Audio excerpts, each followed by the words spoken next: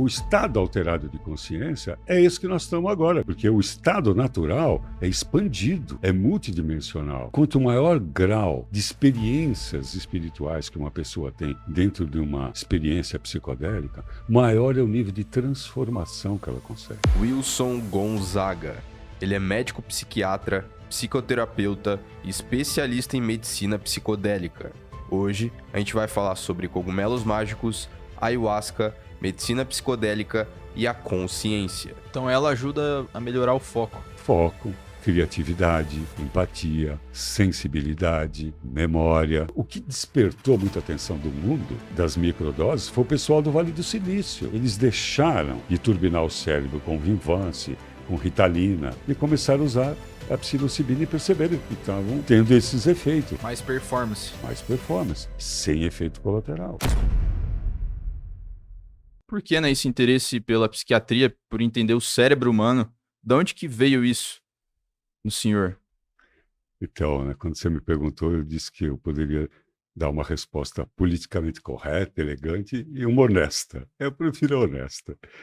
Que foi num momento, eu escolhi ser psiquiatra num momento das minhas maiores crises existenciais, que foi na minha adolescência, que é normalmente o momento que a gente define a nossa profissão. E aí eu decidi que queria ser psiquiatra numa fantasia de que se eu estudasse a mente humana eu poderia me curar. Então foi um movimento de autocura.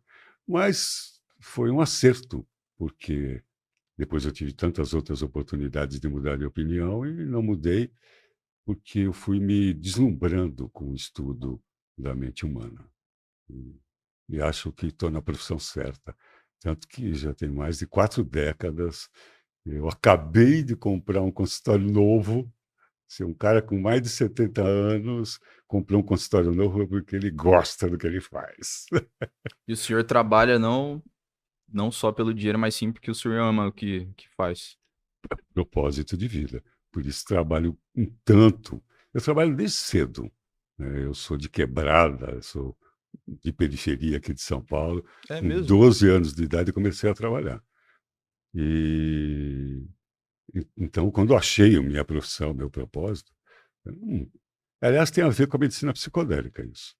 Eu, na pandemia, eu já estava assim, já, ah, peguei na minha terceira Covid, e ali falei, pô, tá na hora de eu começar a baixar o trem de pouso aí, e pensar em descansar, jogar mais golfe, brincar mais com a minha neta. Quando eu comecei a estudar a medicina psicodélica, especificamente a psilocibina, e aí hoje o trem de pouso recolheu, o avião arremeteu, e não tenho a menor ideia quando ele vai pousar, porque eu amo ser psiquiatra, e esse instrumento hoje, que está na ponta da saúde mental do mundo, a medicina psicodélica deu um outro vigor, me fez me reinventar de novo. E assim, o senhor começou a se interessar por essas drogas psicodélicas depois de utilizar elas? Ou veio antes? Não, no começo da minha carreira como psiquiatra, eu me interessei muito por uma coisa que ninguém gosta muito, que é o tratar aditos, drogadição. E estudando a drogadição, eu ouvi falar sobre a ayahuasca, isso há 40 anos atrás. E aí experimentei a ayahuasca, mas como um cientista, como alguém que queria entender o que era aquilo. E vi ali uma coisa fantástica, aquilo mudou a minha vida. Aí me interessei em estudar essas substâncias, os expansores da consciência, como são chamados hoje os enteógenos. E aí comecei a estudar isso lá atrás. Mas o meu interesse foi para trabalhar com dependentes químicos. E aí trabalhei uns bons anos com isso. A minha especialização internacional foi nessa área. E morei uma época na França fazendo isso.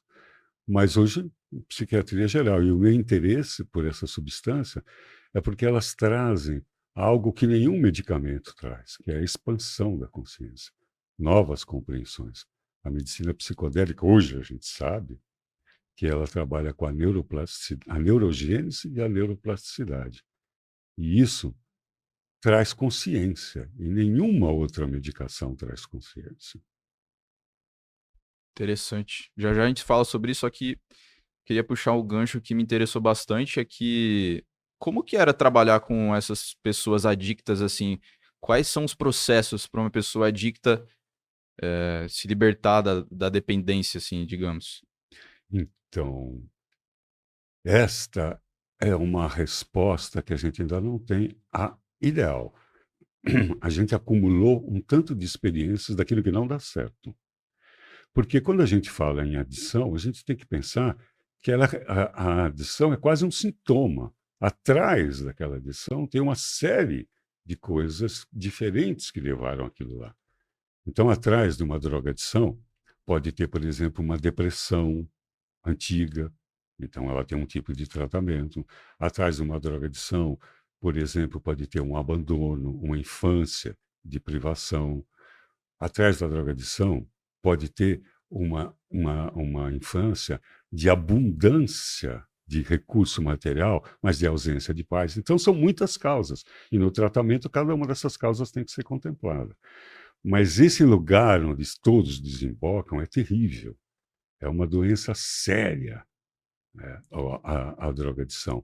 Seja ela por álcool, seja ela por crack, seja ela por cocaína, seja ela por tabaco, seja ela por jogo. Porque o jogo também não é uma dependência química, entre aspas, porque o indivíduo ele tem um comportamento de vício com a dopamina, com neurohormônios, que envolve química também, mas não envolve o consumo de uma substância. Mas o comportamento é o mesmo. É o hábito ali, né? De você ir lá isso. jogar, que tá muito em alta agora, inclusive. Mas assim, então parece que na maioria dos casos, essa droga as pessoas usam meio que para preencher ali um vazio ou também sair da realidade ruim do que ela tá, né? Então, isso tem essas compreensões que são as primeiras. Alguém que está buscando prazer, alguém que está fugindo do desprazer, alguém que está procurando uma substituição para tapar um buraco existencial. Mas no caso eu me refiro a essas drogas assim altamente, por exemplo, crack, né, cocaína. Porque não tem muita diferença. Elas vão caminhando e a pessoa vai criando a sua história dentro do tipo de droga. Existe um tipo de personalidade que usa alucinógeno, tem um tipo de personalidade que usa estimulante, tem um tipo de personalidade que usa os embriagantes. Então, é um universo isso. Mas uma coisa que eu quero chamar a atenção é que isso é muito antigo. Porque é interessante a gente observar que o verdadeiro estado, isso é um ponto de vista pessoal, estou dizendo o verdadeiro no meu ponto de vista, não tenho essa pretensão aqui Mas eu sei que eu não estou sozinho nessa, que o estado alterado de consciência é esse que nós estamos agora, Cauê. Aquilo que a gente acha a realidade. Porque o estado natural é expandido, é multidimensional. O nosso está preparado para viver uma coisa que nós chamamos de realidade, que é esse estado tridimensional, do sólido, da separatividade. E a realidade é muito mais do que isso. Caverna de Platão. Exatamente. Nós ainda estamos vivendo o mito da caverna de Platão. E o senhor acha que essas drogas como a ayahuasca, os cogumelos, elas te permitem sair um pouco, expandir a consciência, pelo menos sair um pouco dessa caverna? Exatamente isso. Exatamente isso. Porque pensa o seguinte: toda a nossa estrutura de realidade filosófica, o nosso sistema de crença, ele é baseado nos 5 sentidos. Tudo aquilo que a gente vê, tudo aquilo que a gente cheira, tudo aquilo que a gente degusta, enfim. As 5 portas da percepção definem para nós o que é a realidade. Caraca, velho, isso é muito pouco. Quando a gente começa a estudar, a gente começa a perceber que existem forças que os sentidos não abrigam. Eletricidade, eletromagnetismo. Estou falando das mais básicas, mais perto da materialidade. Quantas outras mais sutis existem, que são reais? Então, aquilo que a gente acha que é real é apenas um pedaço da realidade. Então, definir a nossa maneira de viver baseado nessa realidade é muito pouco. Vem alguma substância que expande e te mostra outros aspectos da realidade, da verdade, então isso pode ser altamente curativo, altamente curador. O que acontece no momento de psicodelia, Cauê, é uma magia alquímica. Existe uma coisa que chama-se rede neural padrão. Assim, com risco de ser até simplista, simplório, mas para que fique bem didático, a rede neural padrão ela é a estrutura cerebral responsável pela adequação. Ela é responsável pela casa do ego, pela 2 mais 2 tem que dar 4, a casinha. Ela é responsável também pelas relações, pelo self, pela autoimagem. Então, essa rede, no momento de psicodelia... Bom, deixa eu explicar melhor. O que impede, por exemplo, que de repente eu aqui estou bem aqui, bebo um gole d'água e de repente dou um belo de um arroto, assim, uau! Assim, com a maior cara de pau. Para não falar uma coisa mais deselegante, mais mal cheirosa. O que me impede de fazer isso?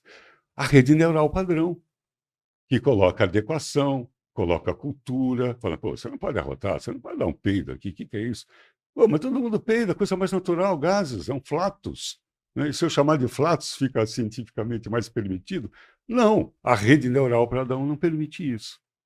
Tá, aí também é a casa do ego. Aqui 2 mais 2 tem que dar 4, o certinho, o justo. No momento da psicodelia, essa rede neural padrão, do efeito do psicodélico, essa rede neural padrão cai. E, simultaneamente, a neuroplasticidade, os velhos neurônios se conectando, criando novas compreensões, acontece. Dentro de um clima encharcado de serotonina, o neurohormônio da felicidade, da amorosidade. Então, esses estados podem dar novas maneiras de ver, de maneira altamente criativa e amorosa. Uhum. Isso acaba acontecendo, e isso, acabei de dar a explicação científica de uma epifania, de um êxtase religioso não, espiritual. Porque isso, os psicodélicos podem trazer, e trazem, isso não é raro, um sentimento de unidade com o Criador, com a criação, sem nenhuma influência religiosa, de dentro para fora. Então, é como se a pessoa associasse ao sagrado de uma maneira customizada e autêntica, sem nenhuma influência judaico-cristã, budista, indiana, indígena, de dentro para fora. E isso é muito convincente. É muito interessante isso, porque, inclusive, veio um convidado aqui. Ele é chinês, né? Ele nasceu lá na China, Taiwan ali. E ele veio para cá. E ele se especializou em filosofia taoísta, né? E ele, tentando buscar o que é a realidade, ele foi experimentar a ayahuasca. Olha só. Ele contando a experiência dele, Ah, ele disse que a consciência dele totalmente expandiu. Primeiro, ele viu Buda, naquela posição de Buda, né, clássico. Depois ele viu Jesus. Isso que ele falou que ele era ateu. E que ele, olha assim, só. fala, Jesus, sabe? Sim. Surgiram essas imagens pra ele e parecia que, assim, ele falando, o ego dele tinha morrido. Ele não... Eu acho que no sentido de que pra ele tinha morrido. E ele era algo muito maior. É isso aí. Essas doses, macrodoses, são chamadas também cientificamente de doses dissociativas. Quando a gente faz uso médico, quando a gente faz uso dentro da PAP, da psicoterapia assistida com psicodélia. Esse termo dissociativo tem a ver com isso, dissociar do ego, deixar o ego, deixar a rede neural padrão para lá e entender a realidade sobre outro aspecto. E olha que interessante. Imagine, Cauê, uma pessoa que já passou da fase de querer morrer e já está planejando se matar. Já pesquisou na internet. Uma pessoa deprimida, sei lá, eu qual o motivo e que quer se matar. De repente ela passa por uma experiência dessa guiada, sem nenhuma solicitação, sem nada. Num determinado momento, ela se sente unida, no colo do Criador.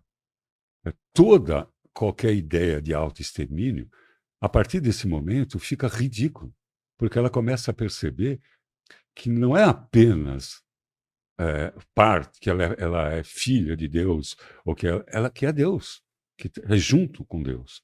Ela percebe isso. E daí para frente, toda a vida pode mudar.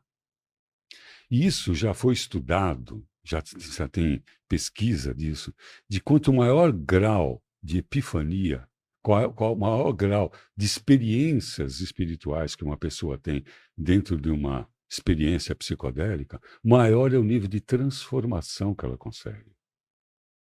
Então, isso esbarra numa discussão científica, filosófica muito interessante que a medicina psicodélica traz à tona. E que é muito cedo ainda, mas mais tarde nós vamos nos debater com essa questão. O que está curando mesmo? É a substância química ou é a experiência epifânica, espiritual que ela favoreceu que cura? Então, o que cura, no meu ponto de vista, modesto, iniciante ainda, como todos estamos iniciando, o que cura é a experiência e não a substância. Então, é quase que o trabalho do médico, do terapeuta especializado, é em oferecer um ambiente, uma preparação, uma condução e uma integração e deixar que a própria experiência ofereça uma vivência de autocura. Isso é fantástico, porque todo ser vivo tem um sistema de autocura. As plantas, os animais, todos os animais. Quem tem cachorro sabe disso. Cachorro não é herbívoro. Cachorro é onívoro, ele come tudo. De repente, chega um determinado momento que o cachorro vai para o quintal e começa a comer grama. Começa a comer grama. De repente, ele vai para um canto, começa a fazer uns estertores, vai e vomita. Quem é que ensinou o cachorro que ele tinha que comer grama para se curar? Será que ele tinha uma avó índia, herveira, que ensinou para ele? Quando tiver isso, come essa erva. Não, intuitivamente ele vai e faz isso. Então, plantas, todos seres humanos têm um sistema de autocura. Os fungos, a medicina psicodélica, estou falando dos fungos, falando da psilocibina. A medicina psicodélica vem para trazer essa possibilidade de autocura através da consciência. Porque quando nós pensamos numa doença física, o corpo físico, ele é a última instância que adoece. Os outros corpos sutis já desarranjaram. A doença não nasce no corpo físico. Claro que eu sei que tem outras visões, né? A medicina oficial, alopática, pensa diferente. Mas é isso. Né? Mas o senhor fala em relação a doenças psiquiátricas ou... Qualquer doença. Qualquer mesmo? doença. Qualquer doença. Isso é interessante. Porque a doença nada mais é do que um desarranjo. Dentro de todo o universo, nós temos o cosmo, que é a ordem do todo, e o caos, que é a aparente desordem, porque ela também tem sua função. A doença é uma desordem no corpo, na mente, ou aonde for que ela se manifeste. Então, se ordenar a origem de onde ela nasceu, todo o resto se corrige. Então, por exemplo, isso eu não sou um homeopata, mas eu estou assim, simplesmente explicando como funciona a homeopatia. Ela não trata o corpo físico, ela trata o corpo sutis, a medicina ayurvédica, a medicina antroposófica. Tem vários outros tipos de maneira de enxergar medicinas não ocidentais que entendem do que eu estou dizendo. Uhum. Concordam com isso? Então, tratou a causa, assim, todas as consequências são tratadas também. E muitas nossas doenças nascem na má qualidade dos nossos pensamentos. Quando se falou lá antigamente, mens sana, corpore sano, né? Tem a ver com isso. E como alguém que está escutando a gente pode eliminar esses pensamentos ruins assim e conseguir, de certa forma, melhorar nessa questão e começar a ter uma vida mais positiva, digamos, mas não no sentido romântico, né? No sentido prático. Então, cara, essa pergunta é interessante. É claro que eu não tenho a pretensão de dar aqui uma solução, mas um caminho, com certeza eu posso oferecer. Acho que a primeira coisa, as duas coisas, elas são quase que conjuntas, que a gente tem que começar a fazer, é aprender a estar no presente, estar no aqui e no agora. Qual é a coisa mais importante da minha vida? Neste momento, é estar aqui com você, Cauê. Qualquer coisa que eu vou fazer depois, não interessa agora. Qualquer coisa que eu fiz antes, também não me interessa agora. Tem que estar aqui, presente nesse momento. E se a gente fizer isso, a maior parte do tempo, nós vamos, assim, sacar muitas coisas sobre a vida e sobre nós mesmos. E aí vem a segunda coisa. Estar presente e estar presente auto-observando. Ninguém ensina a gente a se observar. A vida inteira ensinaram a gente olhar para fora. Já desde bebê já pendura um mobile. Olha aqui para fora, olha, 5 lobitos, olha para a mão do mamãe, sempre chamando a atenção para fora, para fora. E depois para o papai, para a mamãe, para o professor, para a professora, para a vida, cuidado para atravessar a rua, para fora, para fora. E ninguém nos ensina a olhar para dentro. Aí é que está a solução. Saber o que a gente está pensando. E perceber que existe uma diferença entre pensar e ter pensamentos. Pensar é ativo. Eu tenho que estar presente, eu tenho que ser criativo, eu tenho que decidir. Ter pensamento é passivo. Né? Hoje mesmo, assim, eu acordei, eu sempre acordo cantando música, uma coisa. E eu não sei por quê, vira e mexe eu canto uma mesma música, que eu adoro a música, é uma música antiga. Charles, o Anjo 45, do Jorge Ben, tem 500 mil anos a música, ninguém conhece essa música. Charles, o Anjo 45, defensor dos fracos e dos oprimidos, Robin Hood do morro, rei da malandragem. Sei lá eu porque eu acordo cantando essa música. Então eu estou tendo um pensamento. Essa eu gosto. Beleza. Mas teve tempos, nada contra Gustavo Lima, tá? Cada um que goste do que queira. Mas eu não gosto das músicas dele. E teve várias e várias semanas que eu acordava. Ainda não me chame de bebê. Caramba! Então isso não é pensar, é ter pensamento. Então, isso tem que estar presente e pensar para começar a sair desse matrix. Então essa é a grande dica. Aprender a estar presente e observando a si mesmo, sem julgar. Como que eu consigo diferenciar o que é pensar e o que é um pensamento automático? Estando presente. Para pensar, eu tenho que criar. Para ter pensamento, vem na minha cabeça. Eu canto jingle, propaganda. Aliás, a grande maioria das pessoas são fruto de pensamentos que não foram deles. Foram ovos de cuco. Ovos de cuco é uma expressão que a primeira pessoa que eu ouvi falar foi a professora Lúcia Helena Galvão, e que tem o seu correspondente, que é o chupim. O chupim é uma ave brasileira e que tem como cuco, que é um exemplo europeu, que quando a curuíra, por exemplo, não está no ninho, a fêmea do cuco, que é um passaralho enorme, grande, vai lá e coloca o ovo no ninho da curuíra.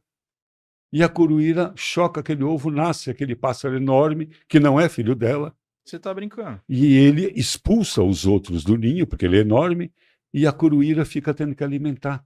Isso acontece com a maioria das pessoas que não estão presentes, com a cabeça vazia. São plantadas ideias, ovos que a gente cria. E quem planta esses ovos? De novo na caverna do dragão. No mito da caverna do Platão. Os senhores da caverna. que plantam? Que fazem lá o fogo. A mídia, a igreja, a família. Às vezes isso não é uma má intenção, um plano de conspiração, mas ideias que colocaram na nossa cabeça, judaico-cristã, que há séculos, gerações por gerações. Você é filho, você tem que nascer, estudar, crescer, casar, ter filho e morrer. Filho, você... Caramba! Você tem que ser católico, você tem que ser protestante, você tem que ser direita, de esquerda, comunista come criancinha, todo direitista ele é fascista, e coisas que vão plantando na nossa cabeça e que a mídia, a tecnologia só tem piorado isso. Olha que coisa interessante, Cauê. Hoje, assim, nós somos guiados pelos algoritmos. Os algoritmos, eles são os grandes criadores de ovos de chupim, plantando pensamentos que não são nossos. Porque se a gente escolhe alguma coisa, os algoritmos falam assim, ele gosta disso, e só isso que manda. E nós vamos ficando cada vez mais especializado em bom gosto, isto é, em ver coisas daquilo que a gente concorda, e chama isso de bom gosto. Criando união na separação, porque vamos ficando cada vez mais unidos daqueles que pensam como eu, e cada vez mais xenofóbicos, ou sei lá, eu xenofóbico, se eu posso dizer, xeno é estrangeiro, ou fobia com qualquer um que pensa diferente de mim. O senhor diria que está ficando cada vez mais para esse lado? Mais para esse lado. E grande ponto dessas ideias são vendidas, não são pensadas. São pessoas, são ideias colocadas em mentes vazias e não presentes. O senhor diria que hoje, tipo, é pior do que 50 anos atrás? As pessoas estão mais separadas nesse sentido? Que está havendo, eu digo que nós estamos havendo um movimento que pode levar para separar, para fortalecer as semelhanças de guetos e incentivar cada vez mais a guerra das diferenças. Sim. E deixando a gente mais separado, no momento que a gente precisa estar unido. Que a gente está unido. Isto é pensar, ter pensamentos e não pensar. Pensar é refletir. Pensar, assim, é buscar da experiência, daquilo que eu vivi, daquilo que eu aprendi, e chegar às minhas conclusões, e externar minhas conclusões. E debater isso. Agora, por exemplo, que eu estou escutando o senhor e estou fazendo pensamentos na minha cabeça em relação a isso, eu estou pensando ou eu estou simplesmente sendo automático? Se você está refletindo, você está pensando. Isso que é. Pensar não é tirar tudo de si, porque, caramba, a gente tem que viver. Mas é correlacionar e colocar a nossa contribuição. Ligar os pontos. Ligar os pontos. Ser a ponte das coisas. Isso é pensar. Um dia desses, uma pessoa me perguntou o seguinte, que tem a ver com isso. Ela perguntou assim, me indica um livro. Eu falei, cara, é complicado indicar um livro. Porque eu só posso indicar alguma coisa que eu peguei, consumi, assimilei, tirei o que não é e agora me serve. Então, isso eu posso indicar aquilo que eu aprendi de um livro. E não indicar apenas o livro. Porque aí vai no Google. Então, isso é que é importante. Não importa a opinião. Importa é aquela opinião consumida, assimilada, transformada, e aí sim eu tenho uma opinião minha sobre aquilo. Mas que partiu de uma opinião que pode ter sido sua, que você me deu. Mas agora eu tenho a minha, que pode ser coincidente com a tua, mas pode ser oposta à tua, pode ser concordante, pode ser reforçar a tua, mas tem a minha contribuição, porque eu pensei. Senão, nós vamos repetir erros. Erros, erros, erros. E que é o que nós estamos fazendo. Nós estamos num vestíbulo de sermos extintos desse planeta. Não que vamos acabar com o planeta. Não vai acontecer. Nós podemos nos acabar em cima desse planeta. Uhum. Se a gente não pensar e ficar repetindo. Não é mais sustentável a forma como nós nos relacionamos com a grana, consigo mesmo, com o outro, com a natureza. Cara, não é mais sustentável. É muito interessante o senhor falar isso porque, na minha visão hoje, né, Essa é uma das habilidades, assim, se a gente pode chamar, mais importantes da vida, né? Você conseguir ter um ponto crítico de tudo, É isso aí. observar os detalhes e tirar uma conclusão sobre isso, né? É isso aí. A sua conclusão sobre isso. E deixar a sua conclusão firme naquele momento. É. E não apegada a ela, porque amanhã você pode pensar diferente. Eu me dou o direito de cometer novos erros. Agora, ficar repetindo os velhos erros, cara, tá na hora de parar. Já entendi. Então, essa é a diferença de pensar e ter pensamentos. Por que que todos os governos, todos, desde que existe, de novo, no mito da caverna de Platão, todos os governos não interessa a consciência. Tem os senhores da caverna. Por quê? Porque é fácil de manipular. Então, não queremos que vocês pensem, deixa que eu, pense por vocês. O senhor falou que uma das coisas importantes, né, para a gente não ter pensamentos ruins, no caso, é a gente estar presente, né? Por que que a maioria das pessoas, pelo menos hoje em dia, elas parecem não estar presentes? Você vai conversar com ela, parece que ela tá no mundo da lua, assim, digamos, né? Verdade. Mas aí tem uma coisa interessante. Nós não fomos feitos para ficar presente. O cérebro, ele tem de 7 a, mais ou menos, a 70 mil inputs de pensamento por dia. Então, é muito pensamento que a gente produz. E para que a gente não enlouqueça, o cérebro organiza aquilo e ele cria um sistema automático. Por exemplo, dirigir. A gente não pensa quando dirige. Lembra quando você aprendeu a dirigir? Cara, parecia impossível. Cada membro fazia uma coisa, um pé fazia uma coisa, outro, uma mão outra coisa, outro olho, outro. Tudo simultaneamente, parecia que não ia dar. Mas aí criou um circuito, aprendeu e ele vai automático para não te roubar a energia. Então, nós somos feitos para ficar tendo respostas prontas. E isso, legal, até a página 3. Senão a gente vai virar autômato. A gente vai viver como boiada. A É. gente vai viver. A gente já tem até neurônio para viver igual todo mundo, espelho. A gente, como é ser gregário, a gente está pronto para viver como cardume. Só que o cardume tem uma inteligência anárquica e natural. Nós, por termos outro tipo de inteligência, quando resolvemos nos comportar como cardume, vem alguém e manipula esse cardume para onde ele quer. É. Então a gente tem que sair desse automático. Tem que sair dele. Então, tem que exercitar fazer isso. Porque o natural é fazer o que todo mundo faz. Efeito boiada. Não sei se você já teve a oportunidade de estar no meio de uma multidão que começou a fazer uma coisa, a gente faz igual. Tipo, correr para um lado. Tipo, puta, eu adorava quando era moleque. Nessa fase que eu falei para você que eu era maluco, eu não era brincadeira, eu era mesmo. Meus 15 anos.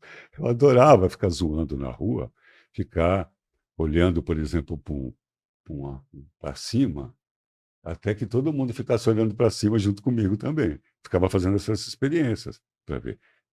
Então, isso acontece.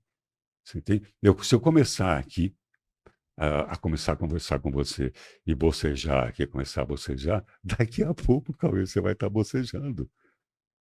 Porque neurônios espelhos, reflete isso. Porque a gente foi feito para viver em bando.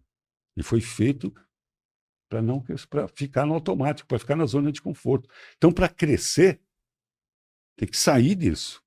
Tem que sair desse Matrix. Acho ótima essa metáfora do Matrix, que isso aqui é o Matrix. E que tipo de exercício o senhor recomendaria para a gente conseguir atingir, ser mais presente no dia a dia? Meditação, por exemplo? Cara, a meditação já está lá na frente até. Mas não tenho a menor dúvida que ela é uma coisa importante da gente fagocitar, que é assimilar para a nossa vida, a meditação. Mas a gente começa, para estar presente, exercícios muito simples. Vou fazer um agora. Para eu beber água, eu preciso parar de falar. Sim. Então, e eu bebo água várias vezes por dia. Então, é uma ótima maneira de exercitar a presença. Então, quando eu vou beber água, eu conto, fico presente e conto quantos goles eu estou tomando. Hum, hum, É hum. mesmo? 4 goles. Nesse momento, cada vez que eu vou beber água, é um exercício de presença, é uma musculação. Eu tenho um exercício de presença diário, que eu recomendo, que na verdade são 2, que é quando eu acordo, eu sento na cama. Bom, primeiro eu vou fazer xixi. Isso é mentira, porque eu acordo já estourando. Aí eu vou, urino, sento na cama e ali, com a coluna reta, começo a respirar lenta e profundamente, já acalmando e preparando a minha mente. E presente fico entendendo, sentindo o ar entrar pelos meus pulmões, e aí o oxigênio sendo transportado para todas as minhas artérias, as veias devolvendo nos alvéolos, Você tenta todo sentir isso. sentindo e vendo, e presente ali, respirando. Em cada. E ali eu fico alguns minutos. E o que eu fico pensando? Nada. Mas você consegue ficar sem pensar nada? Claro que não. Então o que eu faço? Deixa a cachoeira dos pensamentos correrem e sem seguir nenhum. E só fico contando assim, quantos segundos eu estou inspirando, quantos eu estou expirando, e fico visualizando, como eu disse, o ar entrando e passando em cada alvéolo, e fico ali, nessa brincadeira, por algum tempo. Então, ali, eu estou exercitando presença e já estou dando um input para o meu cérebro de que não existe boleto, não existe trânsito, não existe ladrão de celular, não existe sacana nesse mundo. Mesmo que eles existam, eu sei disso. Mas é isso que eu informo para o meu sistema, de que está tudo em paz. Como se eu estivesse continuando dormindo, porque eu continuo com uma respiração muito parecida com aquela que eu estava com sono profundo. Uma respiração lenta e profunda. E com isso eu informo o meu sistema de que está tudo calmo. Então, isso é um exercício diário de presença. E você, e qualquer um que está nos ouvindo, pode montar o seu. É só estar com os 5 sentidos presentes naquilo que você está fazendo e não deixar a cabeça nem viajar para o futuro e nem voltar para o passado. Ficar no presente. Quanto mais fizer isso, mais vai acostumando a sair do automático. É um treino, então. É um treino. E tem um truque, que é um alarme. Quando soa o alarme, você fala, agora é hora de eu prestar atenção no que está acontecendo comigo. E qual é esse alarme? Emoção. Toda e qualquer hora que a tua emoção sair da linha tonal, não importa a emoção. Tristeza, valeu. Raiva, valeu. Tesão, valeu. Alegria, valeu. Medo, valeu. Qualquer emoção que sai da linha tonal, tocou um alarme. Vai olhar o que está acontecendo com você. Fica presente. O que eu estou sentindo? E não vou reagir. Né? Vou só perceber o que eu estou sentindo e escolher uma resposta. Porque quando a gente reage, a gente está identificado com aquela emoção. Dançou. Não está mais presente. Já está interpretando um personagem qualquer. Né? O valente, o raivoso, o tristão, o taradão, o coitadinho, né? O vaidoso, o cara legal. Né? Porque tudo é um personagem. O que define, então, uma pessoa? A personalidade, que nada mais é o conjunto de personagens que ela exercita na vida. Porque nós não somos um só. Lembrar que a palavra personagem e a palavra personalidade vem de persona, que significa máscara. Então, no fundo, todo mundo é igual. No fundo, todo mundo é perfeito. É Deus. Na essência é isso. Todo mundo é igual e perfeito. E perfeito. Nós é que, por um capricho do todo, resolveu criar Tentar criar uma projeção sua que é separada do mundo. ou criar uma experiência das suas partes individualizada através do ego, para que através dessa experiência de tentativa e erro vá percebendo um dia que faz parte do todo, que não é apenas uma unidade individual, faz parte do todo. A consciência é um caminho inevitável de todos. Isso para mim é uma crença. Quando eu digo é uma crença, porque para ser coerente com o que eu disse, que amanhã eu posso acreditar em outra coisa, mas é uma crença que eu tenho bem firme, que a consciência é algo inevitável. E todos, invariavelmente, rumam para esse porto um dia. E cada um de nós escolhe caminhos variados para chegar nesse destino, nesse porto. E através dessa experiência maravilhosa que nós temos nesse planeta, que é do livre-arbítrio. Aqui cada um faz o que quer. E O senhor acredita no livre-arbítrio? depois responde pelo que faz. Eu acredito no livre-arbítrio. Por quê? Porque assim é. Se eu quiser, eu posso agora sair daqui, sair andando. Mas como que o senhor não sabe que é apenas o seu cérebro biológico falando pra você, sai agora porque é melhor você trabalhar porque você vai ter mais recompensa futura, que não sei o quê, que não sei o quê. Ou, por exemplo, você vai na festa para você ter um convívio social, porque nós evoluímos conforme foi passando os anos e o convívio social era importante. Como que a gente sabe que é a gente que está fazendo isso? Quando a gente separa o que é hardware e o que é software, o que é cérebro e o que é mente. A gente até estava fora do ar conversando sobre isso e a ciência ainda está discutindo. Uns acham que a mente é o resultado de uma elaboração biológica do cérebro. Outros sabem que o cérebro nada mais é do que o hardware do programa chamado mente, que é imaterial. Então, não é o cérebro que manda na mente, é a mente que manda no cérebro. Sei que existem contrapontos do que eu estou falando. E sei de pessoas que estudam e afirmam exatamente o que eu estou afirmando. Até a minha primeira epifania, aos 28 anos, eu nunca tive uma religião. Assim. A minha família foi sempre muito ética. Assim. A minha religião era honestidade em casa. Assim. Mas não tinha liberdade. Né? Minha família era aqueles católicos, sabe, que vão na missa quando casa alguém ou quando morre alguém. Né? E nunca tive nenhuma obrigação religiosa na minha família. Então, eu sempre tive um crescimento por minha própria conta, envolvido em movimentos de minoria e tudo. Então, era uma pessoa agnóstica. Agnóstica.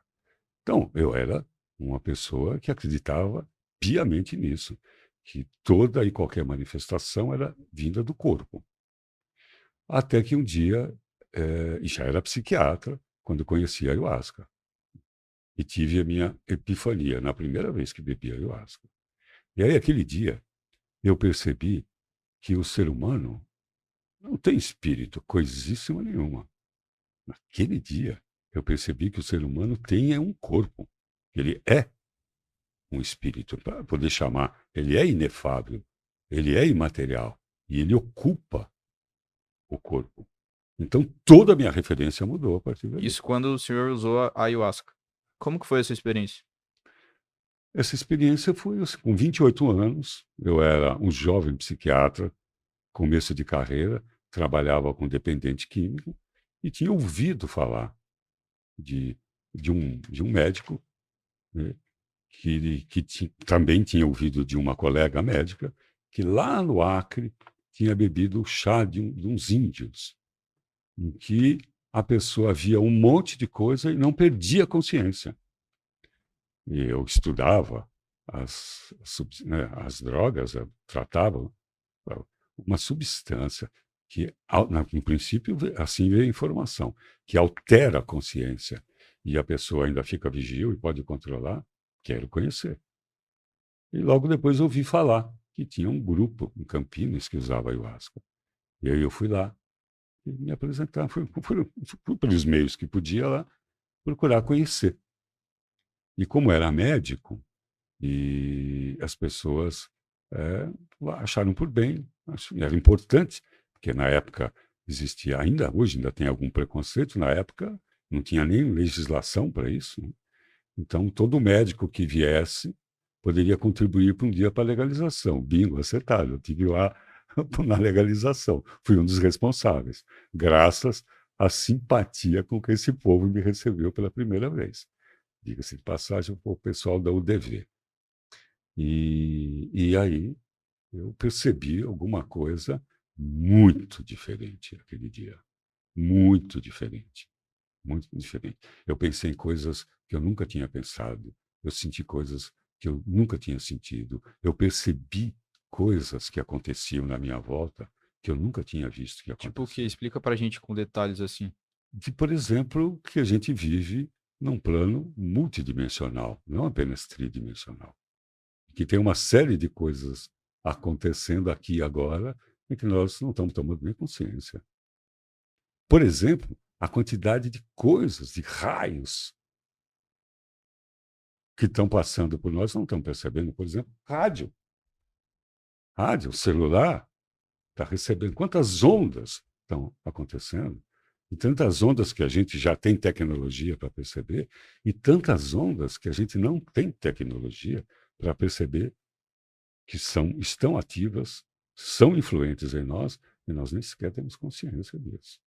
Forças cósmicas, por exemplo, que vêm de muito longe, energias mesmo, vibrações, que não são míticas, são místicas. Existe diferença entre essa palavra que as pessoas confundem. Mítico é aquilo que faz parte de um mito, de uma ideia concebida, criada, uma crença. Místico é uma ciência de outras dimensões, que não apenas as três dimensões, que a nossa ciência arrogante, oficial e arrogante, se arvora a ser o parâmetro daquilo que está certo. Eu só acredito se for cientificamente comprovado. Cara, não existe nada mais volátil do que a ciência oficial. Algo que é descoberto hoje, ou mesmo a pessoa que descobriu e anunciou, fica lutando para o ano que vem dizer, ó, aquilo que eu disse não vale mais. Agora tem outra compreensão sobre aquilo. Então, a arrogância da nossa ciência, e eu estou dizendo essa arrogância não como uma crítica, como uma autocrítica, como uma coisa da humanidade mesmo, não de um setor, porque tem que ser desse jeito. Só sela aquilo que é verdadeiro, que é real, aquilo que for comprovado para a gente poder repetir no laboratório. Só que o que a gente pode repetir no laboratório é uma pequena parte da experiência.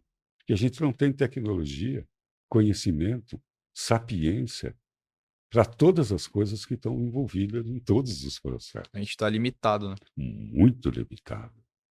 Principalmente quando a gente fala sobre a consciência, sobre a nossa mente. Entender, às vezes, a mente com a matemática, assim, quando eu digo matemática, que pode ser entendido pela matemática. A gente que não entende direito a matemática. Mas, assim, pela razão, vamos dizer assim, cartesiana, é querer consertar um relógio com luva de boxe. É. Precisa de mais sintonia, mais fineza, outras ferramentas. E quando o senhor tomou a ayahuasca, como que, assim, o senhor falou tudo bem as características que aconteceram, mas como que é a visão, assim, o que que muda, sabe? Eu, por exemplo, nunca usei nenhum tipo de droga, eu gostaria de entender como que é isso, sabe? Pro pessoal que também não, que tá escutando agora, a sua visão muda, você sente outras coisas, como que é isso? Olha, eu vou te dar um exemplo que eu acho que ilustra bem de um caso clínico que me impressionou muito quando eu estava estudando a psilocibina, a medicina psicodélica, dentro da terapia assistida com psicodélico, que é uma coisa que nem está normatizada ainda, né? Mas já tem pós-graduação para isso. Eu sou um dos coordenadores de uma pós-graduação para médicos e psicólogos no Instituto Alma Viva em psicoterapia psicodélica, Que legal. porque vai aprovar, nós já estamos preparando pessoas. Então, eu vou te contar um caso, que é o caso, não é nem um caso meu, eu poderia colocar vários casos aqui, mas esse é muito emblemático. É o caso de uma mulher, assim, já contei isso em algumas entrevistas, porque ele é muito emblemático, de uma mulher uma americana, que tinha sofrido um abuso sexual de maneira contumaz na infância. Que são os piores abusos, aqueles que duraram muito tempo, porque foi feito sem, entre aspas, sem violência, por alguém, como é que eu diria, por alguém da família, por um padrasto, por um avô, por um Alguém tio, próximo. alguém muito próximo, e alguém que a criança confiava, e que fazia carinho e manipulava a genitália da menina, e era uma região altamente inervada para sentir prazer. A criança, sem nenhuma crítica, obviamente, sentia prazer.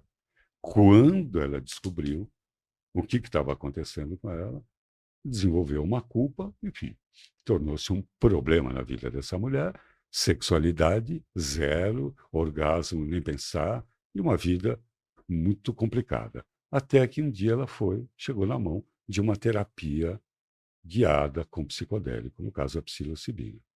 Muito bem, foi numa dose onde teve uma epifania. O que aconteceu? A rede neural padrão dela caiu naquele momento, as conexões neurais aumentaram de uma maneira absurda, a neuroplasticidade, novas maneiras de ver o mesmo fato, outros ângulos de ver o mesmo fato, sem a crítica normal da rede neural padrão, e num ambiente super serotoninado, isto é, amoroso. O que aconteceu com essa mulher? Ela foi para o fato raiz.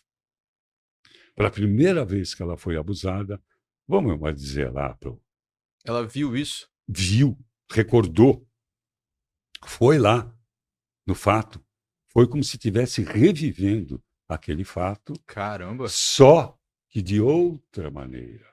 Ela viu que o seu abusador era também uma vítima. Muito provavelmente, olha nível de consciência, ela intuiu que o seu abusador, o seu algoz, também era uma vítima. Ele também tinha sido uma criança abusada. E nesse momento, ela amorosamente perdoou o seu algoz. Quando ela perdoou o seu algoz, obviamente ela perdoa a si mesma. E percebeu realmente tudo que tinha acontecido tinha sido uma recorrência de um ciclo e que só tinha vítimas ali. E amorosamente, imediatamente, ressignificou todo aquele fato e todos os fatos subsequentes e tudo aquilo que desencadeou desse problema. E teve uma cura naquela sessão, porque isso é que acontece. Isso pode acontecer com a ayahuasca. Eu já vi várias e várias vezes pacientes meus que eu trazia do consultório, levava para o salão da ayahuasca quando eu bebia, e que tinham experiências semelhantes e que deixavam de beber, deixavam de cheirar, nunca mais se deprimiram. Funcionava sempre para todo mundo? Bom, mas é assim que acontece. Então, a psilocibina, por ter características diferentes, ela está sendo estudada exatamente na PAP, na psicoterapia assistida por psicodélicos.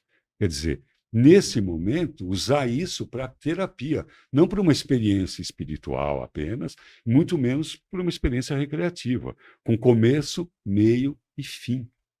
Então, a experiência guiada, ela tem muita diferença de uma experiência recreativa. Ela tem essas 3 fases: a preparação. A pessoa precisa ser preparada para ter essa experiência. E preparada no que ela quer, no quesito, o que ela quer buscar. Aí tem o momento da condução, né, da indução, a experiência, que com a psilocibina é algo que não dá para fazer toda semana, como se faz com a ayahuasca. Porque ela dura de 6 a 8 horas. Meu Deus. A pessoa fica deitada. Ela tem que ser assistida, tem que ser cuidada. É muito diferente dela fazer uma rave, que eu não tenho a menor ideia como alguém consegue comer mais de 2 gramas daquele cogumelo e ir para uma rave. Consigo imaginar aquilo, como é que consegue fazer aquilo. Mas, É enfim, perigoso, né? perigoso. O que eu estou colocando é como é usado medicamente, é isso que está sendo estudado. E, naquelas horas, acompanhar apenas. Ou, num determinados momentos, dependendo do paciente, do que ele coloca, na abertura empática que ele está, o terapeuta pode fazer uma pergunta, fazer uma colocação que pode antecipar muito o período terapêutico. Quer dizer, de dar soluções, de dar encaminhamentos muito rápidos, com o estado expandido de consciência. Isso é muito diferente de tudo. No caso dessa mulher aí, dessa paciente, ela experimentou isso e depois ela contando para o senhor conseguia... Não foi um caso que eu li, isso daí. Ah, É tá. um caso que eu li. Por isso que eu coloquei. Não é um caso meu. Mas eu tenho vi outros Entendi. casos acontecerem. Qual que foi um caso que o senhor presenciou, assim, que a psilocibina, ou... Inclusive, uma dúvida, a psilocibina tá na ayahuasca, é isso? Não. São coisas diferentes. O que é a medicina psicodélica? A gente trata de algumas substâncias. A famosa, que foi a primeira que chamou a atenção da ciência, que é o LSD. O DMT, a dimetiltriptamina, que é um dos princípios ativos que contém a ayahuasca, né, que é o que dá as visões, tudo, o DMT. No LSD, tem esse DMT, então? Não, LSD é LSD. Para mim era os tipos. sintético a droga. Pois é. É a diretilamina do ácido lisérgico. O Ah, DMT é a dimetiltriptamina. Tem a psilocibina, que é puramente natural. A ayahuasca também é natural, o DMT. São a união de 2 plantas, é o DMT, armalina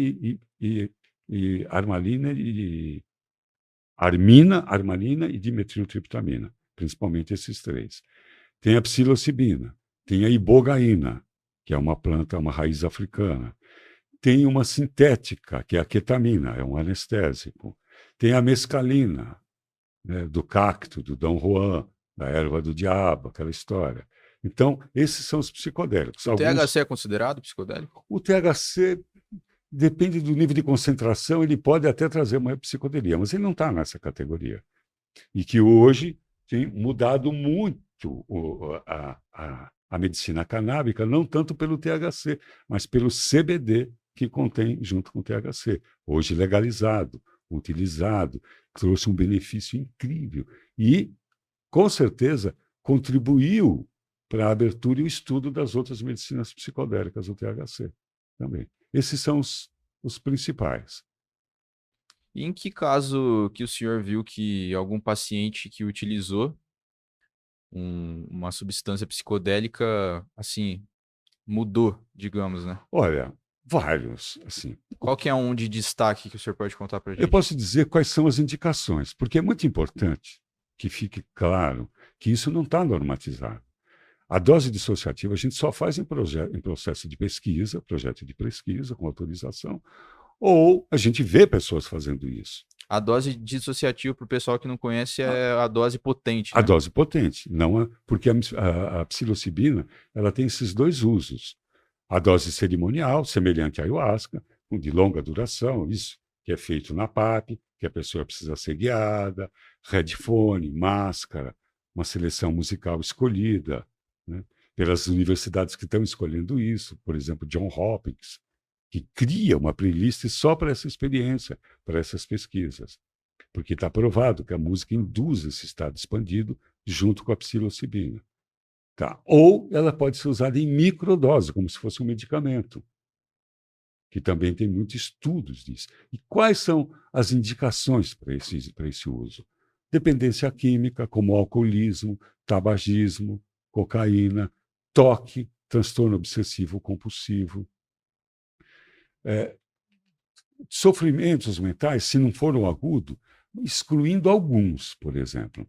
Esquizofrenia, a experiência está sujeita a trazer um recrudescimento do surto. Então, a gente não, pelo menos por enquanto, quando tudo isso não estiver muito bem estudado, não se recomenda experiências, como não se recomenda para a ayahuasca também. Um transtorno bipolar, porque pode dar uma virada maníaca.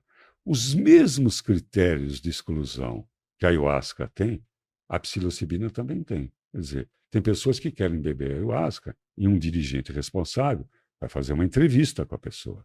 Se ela tiver um transtorno bipolar, a pessoa vai ser orientada a não participar, porque corre um risco.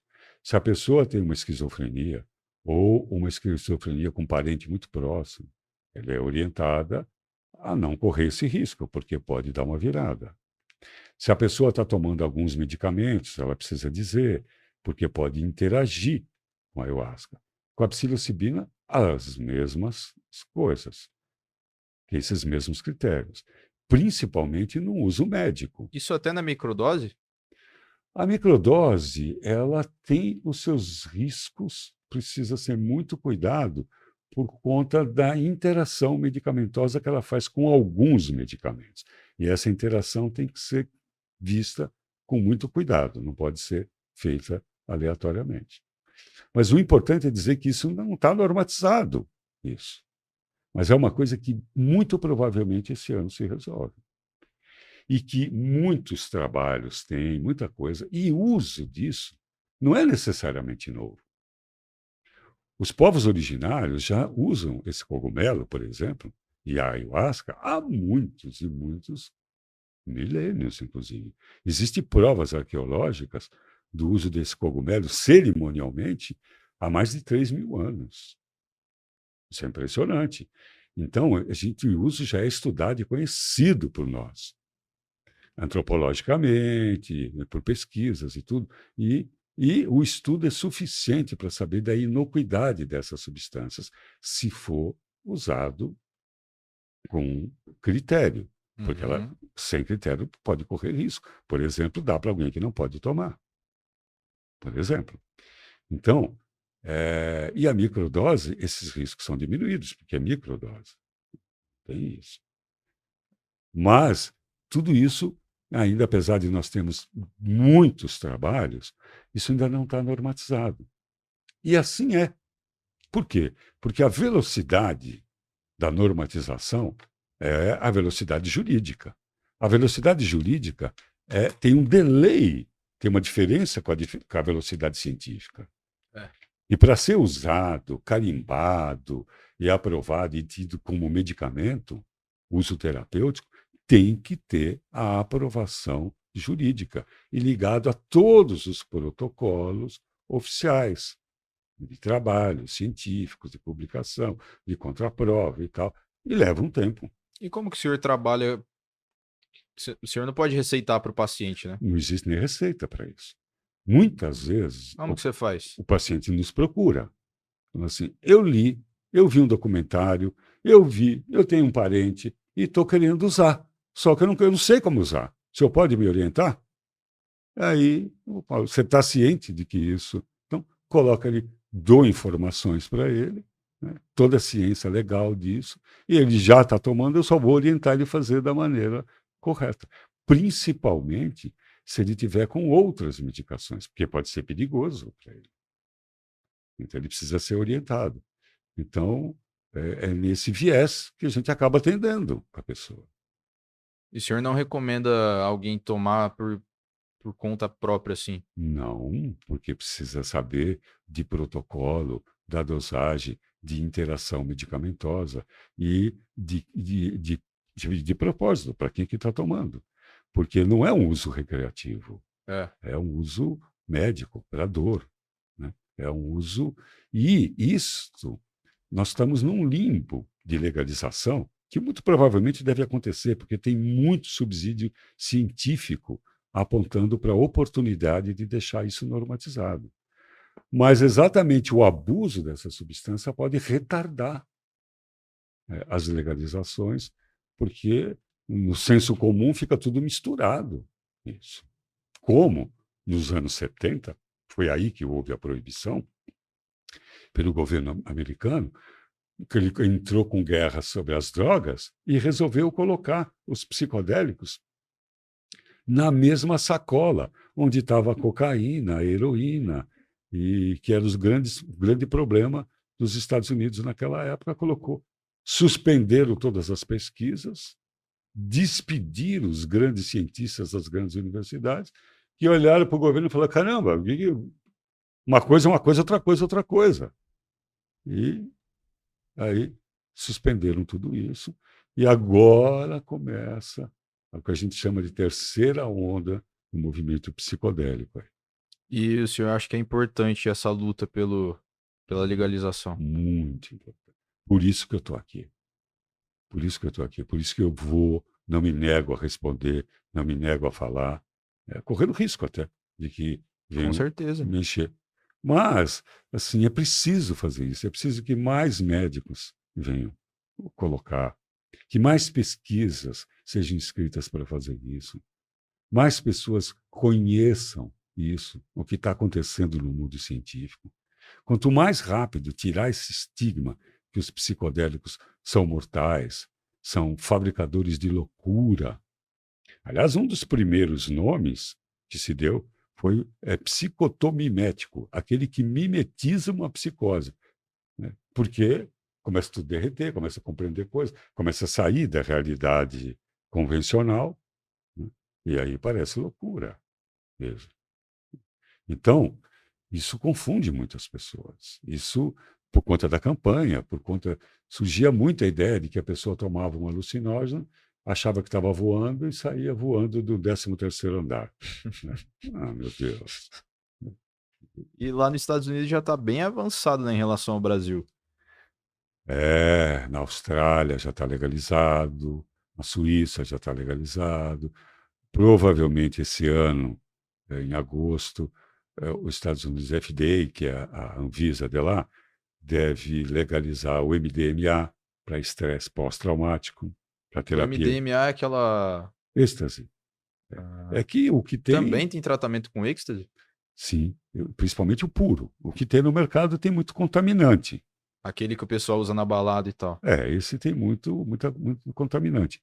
Esses que são feitos com pesquisa é o MDMA puro. Quais são os efeitos do MDMA no cérebro? Então, ele é um estimulante e ele é considerado um empatogênico, mais do que um alucinógeno, um gerador de empatia. Então, ele tem sido usado com bastante eficiência, e essa vai ser a aprovação primeira dele, de ser usado em pessoas de estresse pós-traumático, que eles fizeram bastante pesquisa das pessoas oriundas da guerra, escapar daquelas coisas, entender tudo aquilo sobre um outro ângulo, lidar com... também muito usado para terapia de casal lá. Então, nesse viés que ele aprende, da outra maneira de entender um fato que marcou negativamente a tua vida. Que se faz isso com psicoterapia, mas com esses estados cerebrais alcançados com essa substância. Então, com a psilocibina também faz. Esse caso que eu relatei da mulher foi isso. Ela foi e viu aquilo. Isso poderia ter sido feito com MDMA também, que é usado para isso. Isso é muito interessante, cara. No caso da psilocibina, quais são os malefícios? Existem malefícios dela? Existem as contraindicações, que isso precisa ficar claro. Que no caso é dos esquizofrênicos e tal. Mas agora não tem uma pessoa que, assim, comprovadamente sei lá. Porque que nem o remédio, né? Não tem dose letal. Quer dizer, não tem overdose. Não tem? Não, não existe overdose. Interessante. O que existe em PAP, não existe bad trip. Em terapia assistida, então toda experiência é tratada. Então ela tem experiências desafiadoras. Dependendo da dose, ela pode passar por desafio. Mas tudo aquilo, todo aquele conteúdo, traz aqui, vamos trabalhar e vamos. É assim que é usado. Mas assim, não tem uma. Como que eu posso falar? Por exemplo, os remédios, né? Você vai tomar o remédio para dor de cabeça. Ele tem um efeito. Como que fala? Colateral. Colateral, isso. Tem algum efeito colateral do uso da psilocibina? Então, não. Eu tenho que ser sincero. Quer dizer, assim, o efeito colateral da psilocibina é foco. Tanto que ela é utilizada. O que despertou muita atenção do mundo das microdoses foi o pessoal do Vale do Silício. Não foi os hippies dos anos 70 que ajudaram a levantar argumento para proibir. Não tem nada a ver isso aí.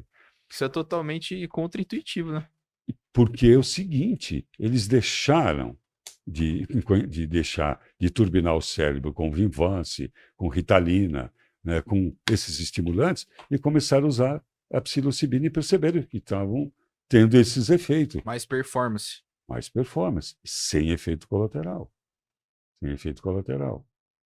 Então, é isso. Ela não tem efeito colateral. É claro que é uma substância que, dependendo da dose, a pessoa pode estranhar, né, quando toma. Tem ajuste de dosagem e tal. Por isso que não dá para fazer sozinho. Então ela ajuda a melhorar o foco. Foco, criatividade, empatia, sensibilidade, memória, ânimo. Isso independente de ter depressão, de ter nada. E no caso, esses casos do Vale do Silício, eles não usam para, digamos, medicinalmente, né? Não, Eles usam para ter performance. isso, usam como eles usavam também a Vinvance e a Ritalina. Não era para curar nada, eles não tinham déficit de atenção. Eles só queriam trabalhar mais horas sem perder rendimento. Que, inclusive, no longo prazo, parece que a Ritalina é uma bomba, né? Todos eles são agiotas. Sabe o que é agiota? Conta pra gente, explica pra gente a Ritalina, os efeitos colaterais. Então, o metilfenidato, para não ficar falando de marca aqui, né? Nem para falar mal, nem para falar bem, essas substâncias, elas são como agiotas, para ficar bem claro. Assim, você precisa de 10 pau e não tem para quem pedir. Você já pediu, o banco já deu, já não dá mais. Parente, nem pensar, né? Amigo, todos eles já sumiram. Então, você só pode recorrer a agiota. Você precisa daqueles 10 pau para ontem, né? E aí o agiota fala, claro, nenhum problema. Mas você não quer levar 15? Que aí você fica com mais folga. Pô, tá bom, vou levar 15. Só que você vai ter que pagar. Então, o que eu quero dizer com isso? O que esses estimulantes cobram depois é exatamente o contrário daquele que eles se propuseram a entregar. Eles vão impactar na cognição, na memória, porque eles têm um desgaste. Imagina, por exemplo, se você viver funcionando, turbinando, envenenando o teu carro. Quer dizer, andando fora de especificações. Quer dizer, uma hora vai fundir o motor. No caso do carro, demora um pouco. No caso desses estimulantes, é quase que assim, o resultado. E tem que entender também que ele só funciona enquanto ele atua. Que ele parou de atuar, já não serve mais para nada. Ele não é verdadeiro um medicamento, ele não cura nada. Ele só turbina, como se fosse, como eu disse, um aditivo. Só que um aditivo que cobra muito caro. Como que é isso no cérebro? Então, isso daí, ele vai desgastar as sinapses. Ele vai fazer isso, ele vai como se fosse desgastar o motor e ele vai apresentar o que a gente chama de efeito rebote. Ele vai cobrar exatamente aquilo que ele não que ele entregou e depois ele vai cobrar com juros. Por isso que a gente chama de agiota. E Vai também impactar. é viciante, né? A certo ponto. Sim. Porque eu conheço pessoas que, assim, tomaram durante um tempo, né? Sei lá, faculdade, muito estudo e tal. E depois a pessoa não consegue se concentrar sem aquela substância. Muita ansiedade depois. Fora a ansiedade que dá para algumas pessoas, dá na hora. Então, é o tipo de um mau negócio. Mau negócio. Não é trocar 6 por meia dúzia. Você troca 6 por 3 depois, você vai ver que você acaba perdendo por isso. E por isso que eles largaram e foram para a psilocibina, porque a psilocibina não vai cobrar esse preço. Caramba. E tem estudos que mostram isso. Sim, Que sim, legal, cara. sim. Então, realmente é só uma questão. A gente tem que mudar ali a cabeça dos políticos, da cultura aqui, É, para substituir. é isso. E aí tudo tem um processo científico para que isso aconteça, de pesquisas, universidades envolvidas, laboratórios também, projetos. E isso tudo está acontecendo. Moroso, né? Por falta de verba, por uma série de coisas, mas é um caminho inevitável. Tanto que já existem lugares, nós não somos os únicos ufaneiros aqui, que estão formando pessoas já por uma terapia que ainda não está normatizada. Porque não temos a menor dúvida que é uma questão de tempo. Porque é Caramba. um contrassenso assim, ter tabaco, álcool liberado e não ter substâncias altamente terapêuticas, que, claro, precisam ser reguladas, normatizadas, mas. E está aí, olha o tanto do que fizeram, que malharam, né, a medicina canábica, ela está aí crescendo a olhos vistos, e o benefício que ela trouxe está trazendo e ainda vem trazer para várias patologias que a gente tinha muito poucas respostas. Exato, exato. E assim, como que você vê o futuro, os próximos 10 anos aí na área da medicina psicodélica? Olha, eu acho que muita coisa vai mudar muito rapidamente. Principalmente porque a medicina psicodélica, ela vem principalmente para dar uma resposta a doenças que estão avassalando a sociedade, que é o caso da depressão e da ansiedade. Depressões resistentes, depressão que a gente não consegue resolver, mesmo com grandes efeitos colaterais, mesmo com isso não consegue resolver. Então, vai mudar muito a saúde mental do mundo. E mudando a saúde mental, muda tudo, porque a saúde mental está na base de toda a prosperidade humana. Groff, uma das pessoas que foram punidas nos anos 70, Stanislav Grof, que fazia trabalho com LSD, ele disse uma frase que, pô, cara, tudo a ver com o que ele falou. Uma coisa mais ou menos assim: o telescópio esteve para a astronomia, assim como o microscópio já esteve para a biologia, assim a medicina psicodélica estará para a saúde mental. Vai mudar todo o paradigma. Vai ser uma baita revolução. Vamos ver outras coisas. Vamos ver outras coisas. E eu arrisco a dizer isso que eu dizer, veementemente vou repetir. Mudou a saúde mental, muda o status de prosperidade da humanidade. Mudou a saúde mental, muda a prosperidade da humanidade. E note que eu estou falando de prosperidade, não estou falando de riqueza. Eu estou falando de prosperidade, é riqueza em todos os aspectos: material, filosófica, cultural, interracial, espiritual. Isso é que é prosperidade. É consciência abundante para todos. É isso. E eu acho, isso é grifo de opinião pessoal, bem pessoal, de que essa recrudescência da medicina psicodélica veio por essa necessidade, antes que a gente se destrua, para dar um choque de consciência na nossa saúde mental. E a gente sair um pouco da Matrix, e começar a parar de ficar tendo muito pensamento e pensar um pouco mais. E criar novos sistemas de relação conosco, com os outros, com a natureza. E porque a gente tem tudo para ser mais feliz do que a gente é. Você acha? Eu não tenho dúvida disso. Hoje, Cauê, 38 pessoas vão se suicidar. Algumas já foram. Isso é estatística. No Brasil. No Brasil. No Brasil. Cara, muita coisa acontecendo. Muita coisa, muita gente, muita depressão, muita ansiedade, muito engano. É uma coisa que a gente não ouvia, burnout, as pessoas morrendo enlouquecendo de tanto trabalhar. Então, está tudo errado. Está tudo errado. Isso é uma Nós loucura, né? vivemos de novo a caverna de Platão. Estamos lá dentro ainda. Ainda. É louco porque, assim, como eu tenho 21 anos, então sempre. Eu nasci, o mundo já era assim, né? É diferente, por exemplo, dos meus pais, ou de pessoas assim, mais velhas, que presenciaram outras épocas e veem, né? Porque de fato não é normal, né? Olha, pior é que é normal, só não é natural. É natural, exato, A gente confunde o que é comum, o que é normal e o que é natural. exato. Comum que a maioria faz, normal que diz a norma, que é quem manda. Fizeram as normas. E normalmente quem faz as normas é um pequeno grupo que faz para a grande maioria. E natural não. Natural é a norma comum da natureza. Isso é que é normal. Ela é perfeita, ela é anárquica. Anárquica no sentido estrito. Cada um faz o que deve, na hora que deve, do jeito que deve, com amor e com alegria. Isso é que é anarquia. Não é bagunça. Bagunça é anomia. Falta de ordem, quebra-quebra.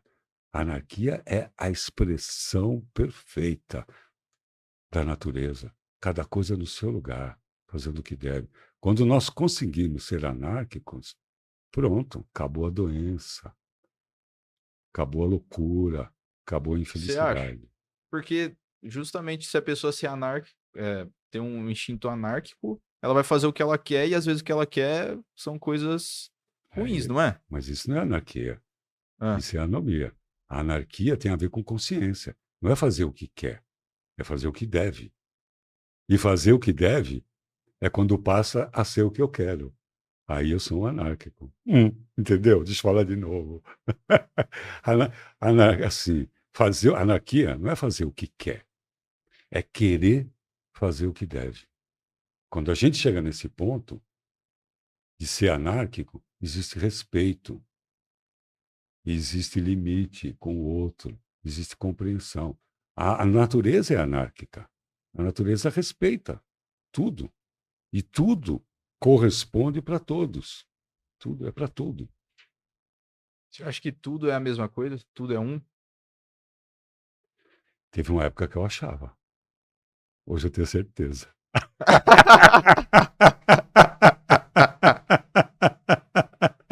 Somos todos um. São apenas variações em padrões vibratórios específicos de uma coisa só. Você acha então que o cosmos, o universo, tudo é apenas uma coisa? Eu e Hermes Trismegistus, o todo é um. Caramba. É, Isso, de certa forma, é muito tranquilizante, né? Você acreditar num negócio desse. Assim, te dá uma paz, né? é, é. De certa maneira, é tranquilizante mesmo. Compreender que está tudo certo, mesmo que aparentemente esteja tudo errado. Muito doido isso. Caramba. Ou muito lúcido. Que eu acho que cada vez mais eu estou buscando isso, clareza, lucidez. O senhor falou que até os 28 você era agnóstico, Sim. e a partir de lá, então você começou a ter uma religião. A, Qual par- religião que foi essa? a partir de lá, eu comecei a seguir dentro da União do Vegetal, né? Porque foi o que me despertou. E eu não tinha aquilo como a minha religião. Não sei se eu posso dizer que eu não tinha como minha religião, mas é um pouco diferente do que as pessoas imaginam. Eu tive aquilo mais como uma escola durante alguns anos. E depois continuei naquela escola, não naquela casa, mas com aquela escola durante alguns anos. E hoje o senhor tem uma religião? Olha, eu entendo a palavra religião na sua acepção, que é religare, ligar, retomar a ligação que nós temos com o todo, com a criação. Então, essa é a minha religião, quer dizer, buscar me religar, me conectar cada vez mais. Só que hoje eu não tenho usado muitas formas. Assim, é interessante isso. Eu estudei, passei muito tempo estudando formas, religiões comparadas. Cheguei até aplicar um doutorado aqui na PUC para fazer ciência da religião quando surgiu, mas não dei conta.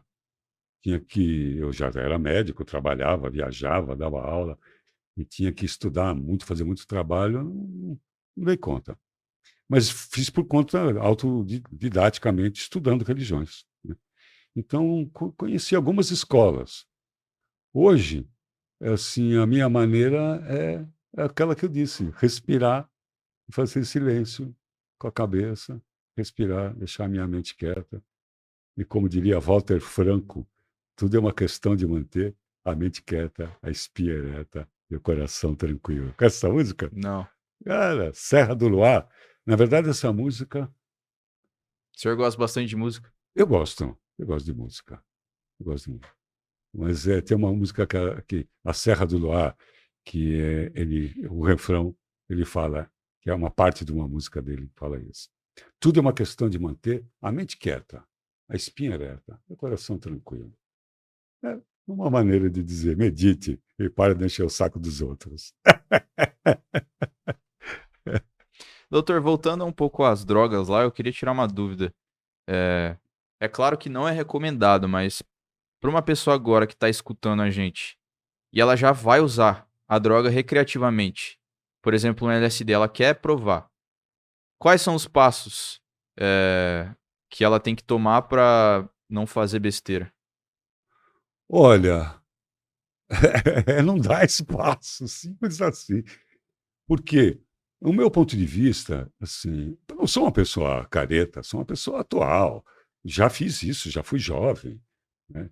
Já comi cogumelo no pasto, com vinho, leite moça, cachaça, maconha, tudo junto. Eu nem lembro como é que foi essa experiência. Então, é claro que eu vivo, né? Como eu disse, faz mais de 4 décadas que eu trabalho com gente, né?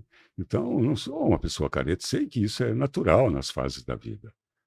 Mas isso faz parte da resposta romântica, né, do porquê que eu fui fazer psiquiatria. A nossa cabeça, cara, é o nosso laboratório. Tudo acontece aqui. Tudo acontece aqui.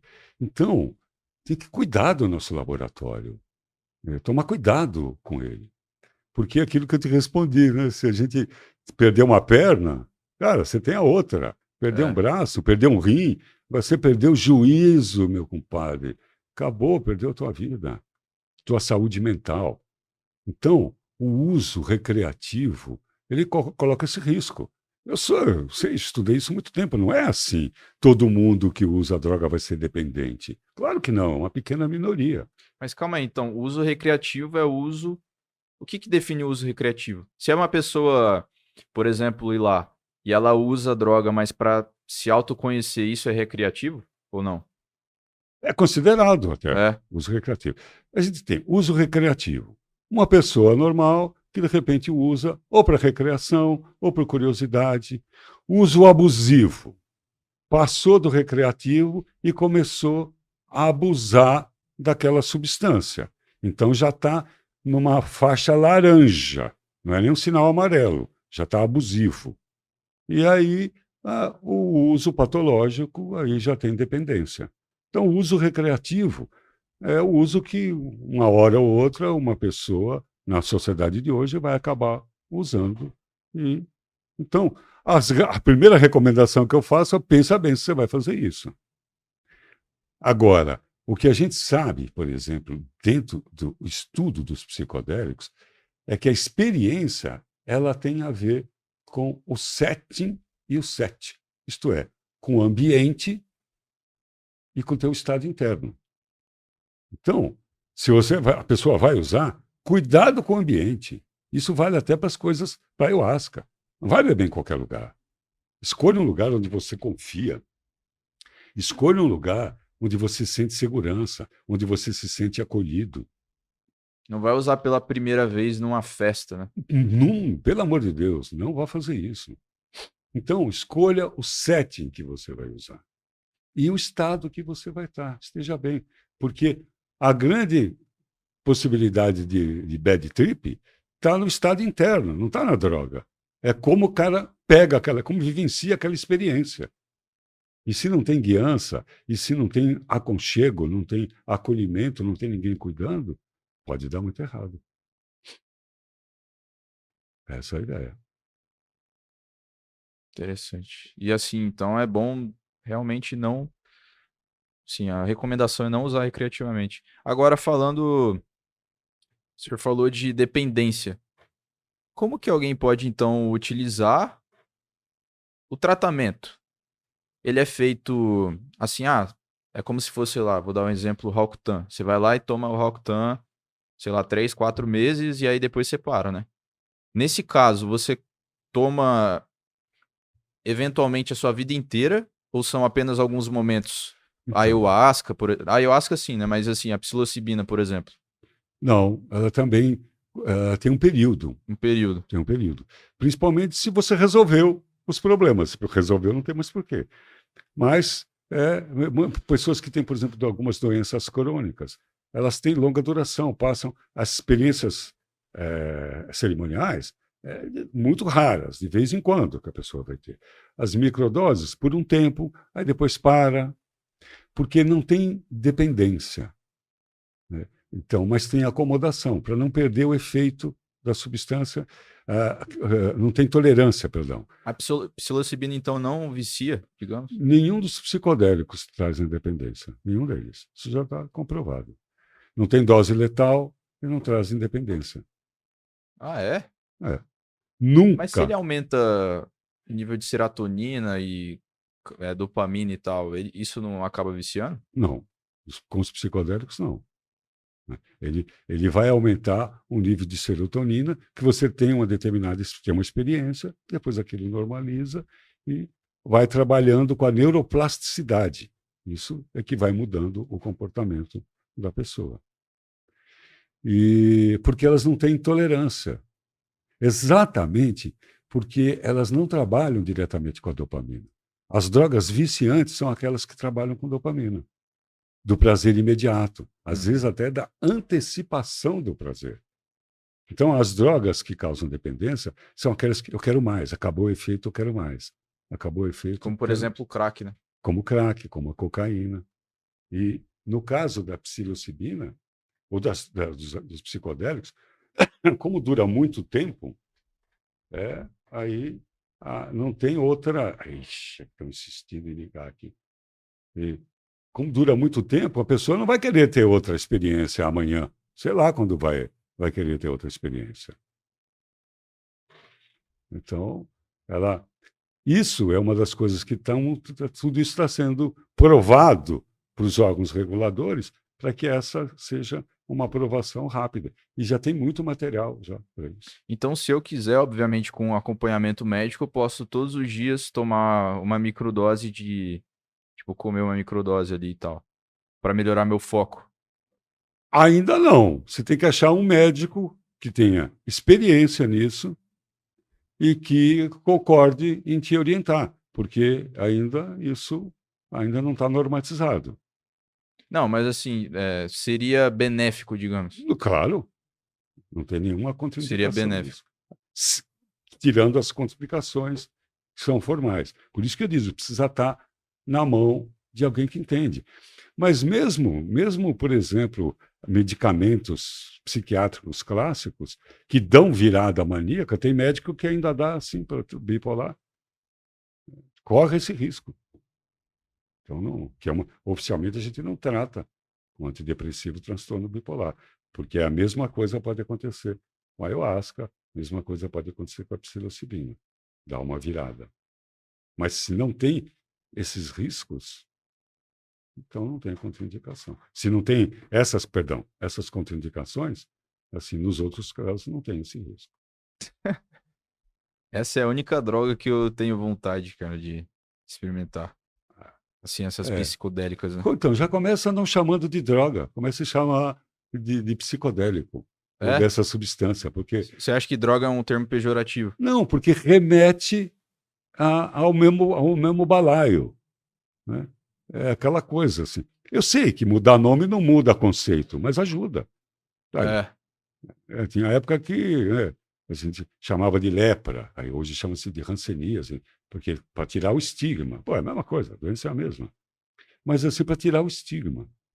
Né? Porque quando você fala droga, vem uma coisa ilícita, uma coisa que faz mal, uma coisa que vicia, uma coisa perigosa. E é louco, né? Porque, por exemplo, os remédios são drogas, né? E a gente usa outro termo. Medicamento. Ele vai Medicamento. comprar na drogaria. É, né? Que é o nome da loja que vende o medicamento, que vende droga, drogaria. Doutor, agora. Podia chamar biqueiro oficial. É, o que é a vida? Pô, pensei agora no Gonzaguinha agora. E a vida? Para uns ela é sofrimento. O que é a vida? Cara, que pergunta.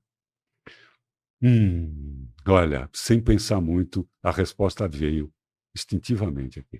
A vida é uma experiência de consciência. Fora disso, pode ter equívoco. A vida é uma experiência de consciência. Para ter consciência. Você acredita na vida após a morte? Eu acredito primeiro que tem vida antes da morte. E tem muita gente que não se atentou nisso, que tem vida aqui para ser vivida. Que sentido? Que sentido que estão vivendo que nem autômatos? Estão vivendo como ninhos de cuco, só repetindo velhas formas de ser.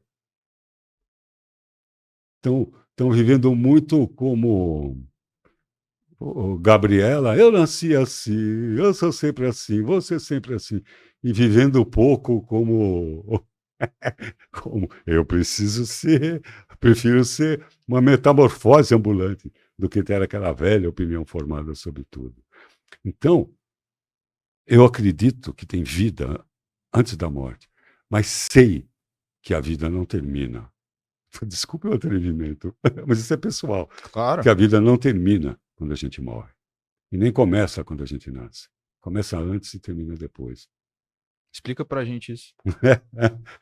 Assim, isso Não, é explica uma pra gente crença. o porquê que você acredita nisso.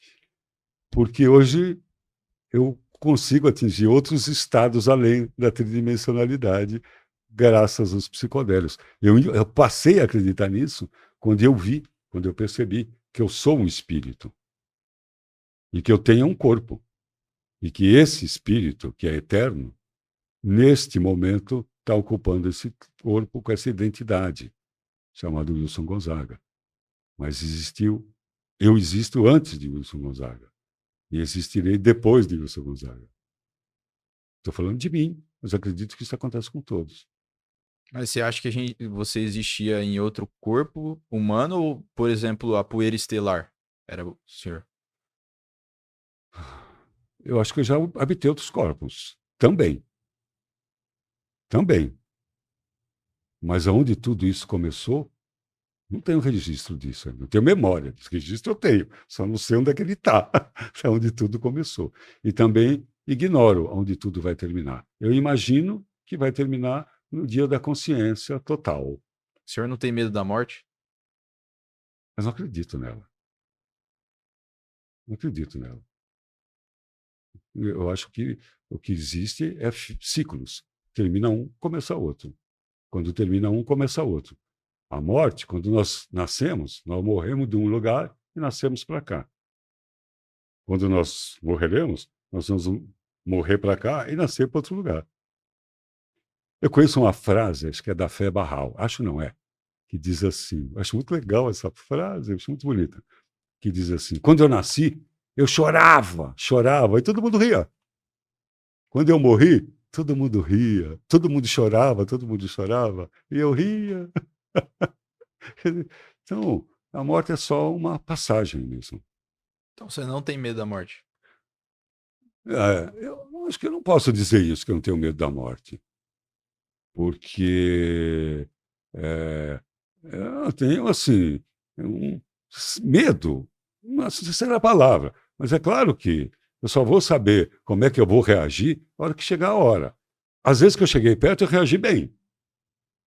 Já aconteceu? Já aconteceu, assim, de eu estar com um revólver assim, apontado para a minha cabeça e ficar calmo. Mas acho que é porque eu tinha certeza que eu não ia morrer também. Acho que o dia que eu tiver certeza que agora chegou a hora, aí é que eu quero ver se eu vou ter medo ou não. Hoje eu tenho compreensão de que isso vai acontecer. Eu espero que aconteça da maneira mais bonita possível. Como aconteceu do meu pai, por Como que você exemplo. gostaria de morrer? Ah, cara, eu gostaria de morrer em paz, tranquilo, saber ter tempo de me preparar e dizer, ah, que legal, estou indo. Que para mim a morte é como uma colação de grau, é uma festa de formatura, formatura da vida. É o momento que você formou a vida que está colando o grau e está indo para outro estágio. Então eu gostaria que fosse uma coisa solene, tranquila, e que não tivesse ninguém sofrendo por conta disso do meu lado, não, ou ficando querendo me segurar. Ai, ai, ai, ai, ai, ele era tão bom, ai, ai, ai, ai. Primeiro que nem é tão verdade. Segundo, não, natural, tanto natural quanto nascer. O senhor se arrepende de algo que você fez ou que Putz, você não fez? putz, do que eu não fiz, ainda quero fazer algumas coisas, mas do que eu fiz, pô, tem um monte de arrependimento. Fiz um monte de cagada na minha vida, e se eu voltasse, eu não faria, não. Serviram para alguma coisa? Algumas trouxeram alguma lição, outras nada, só cagada mesmo, só erro. Se eu soubesse, eu não faria, não faria. Algumas que eu me arrependo feio mesmo. Aquilo lá que o pessoal fala, se eu pudesse voltar atrás, eu repetiria tudo. Nada, conversa. É Eu conversa isso. precisaria voltar atrás, mas com essa consciência para fazer diferença. Porque se eu voltasse Exato. com a mesma, eu faria a mesma coisa. É. Né? Mas claro que eu me arrependo. E erros com amigos, erro com mulheres, assim, que não faria de novo o que eu fiz na minha juventude, de erro com amigos, erro de negócios, erros que não faria hoje, se eu tivesse essa consciência. Então eu me arrependo de ter feito. Me arrependo. E algumas luto pelo perdão ainda.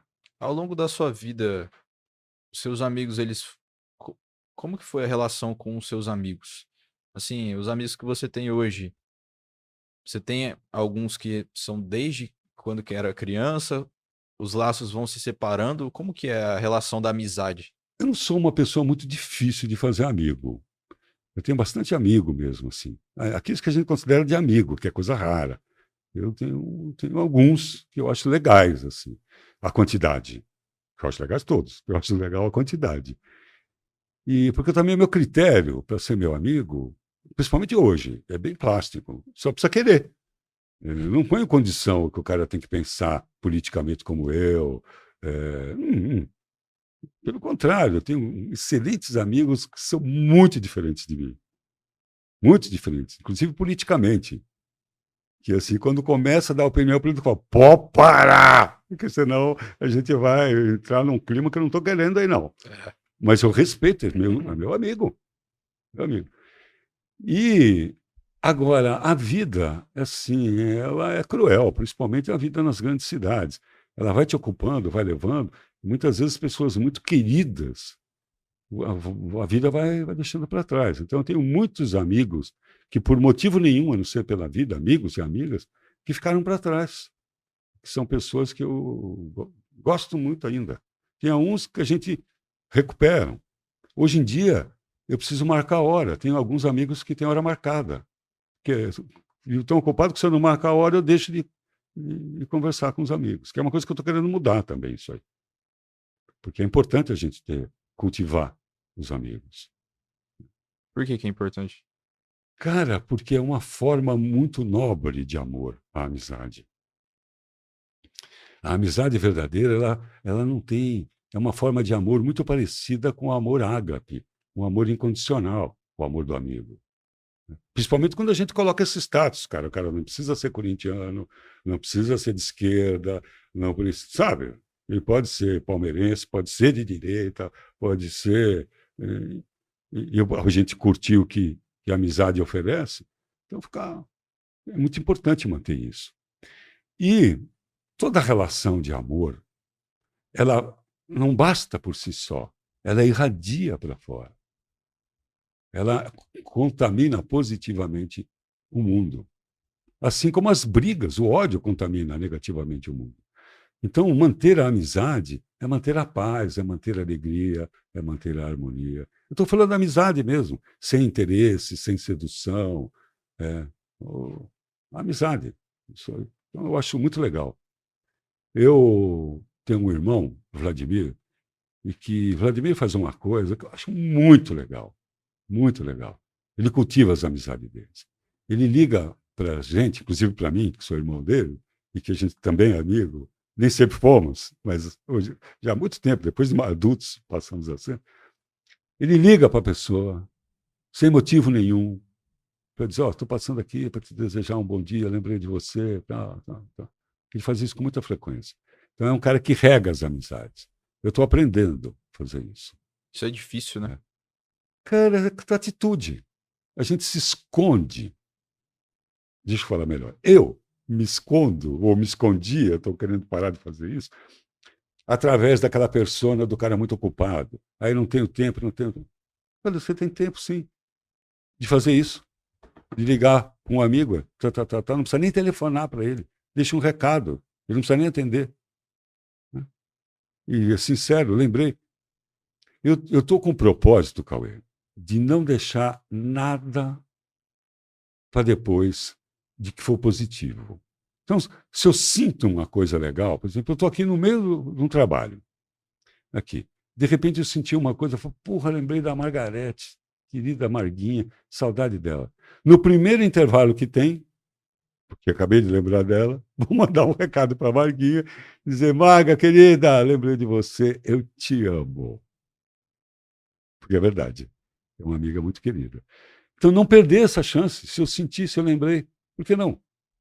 Se eu sentir vontade de falar mal de alguém, pare, espera um pouco, esquece e não fala. Mas se eu sentir vontade de fazer alguma coisa positiva, faça. Por que não? Dentro desse intuito de espalhar vibrações assim, positivas, que fica no ar. Né? Nós estamos precisando disso, especialmente agora, nesse momento de comoção que estão passando por o que está acontecendo no Rio Grande do Sul. Então, tudo que a gente puder fazer energeticamente para um mundo melhor, fazemos. E cultivar as amizades é uma delas. Doutor, muito obrigado por ter vindo, viu? Agradeço demais. Legal. Quais são suas Agradeço. redes aí para passar para o pessoal? Olha, o Wilson Gonzaga Oficial, ali que é no Instagram, é onde reúne o grupo. Depois ali tem o site, tem YouTube, tem a comunidade, pense nisso. Mas quiser me achar pelo Instagram é muito fácil, Wilson Gonzaga Oficial. E aí, vamos que vamos. Só te perguntar mais uma coisa. Tinha alguma pergunta que o senhor gostaria de responder que eu não fiz? Não, né? A gente combinou de não ter script, não tinha nenhuma. Essa é uma boa pergunta, né? Eu também gosto de fazer.